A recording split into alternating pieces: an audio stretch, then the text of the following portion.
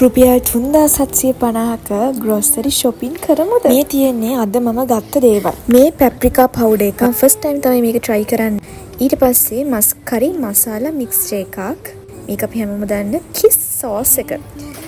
කඩල මම කඩල වලට එච්චර ආස නැහැ. නමුත් මට ගන්න හිතුණා.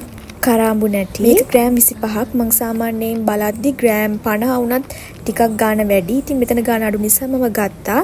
මේ බෙදපු 3-5 උළුහාලුත් ගාන අඩුයි. මං හිතන්නේ ග්‍රෑම් ගාන අඩු නිසාත් දන්නෙත් නැහැ. සහ මේක මගේ ෆේවරිට්ම ෆ්‍රයිඩ් ඩාල් එක. මේ දවස්වල මාස් දාන එක හොඳයි. අපි හැමෝගෙම යහපතට සුබ සිද්ධියට. ඊට පස්සේ අපි යමු ප්‍රෝන්ස් ගන්න.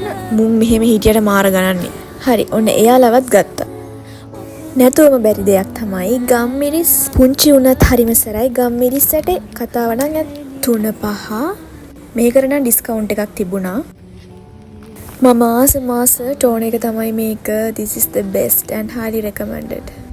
මේක නම් මම try කරන්න ගත්ත පළවෙනි පාර. මේකට මට ඩිස්කවුන්ට් එකකුත් හම්බුණා. අපි බලමු මේක හොඳයිද කියලා පාවිච්චි කරලම. ඉතින් මේ දේවල් ටික තමයි මම අද ගත්තේ.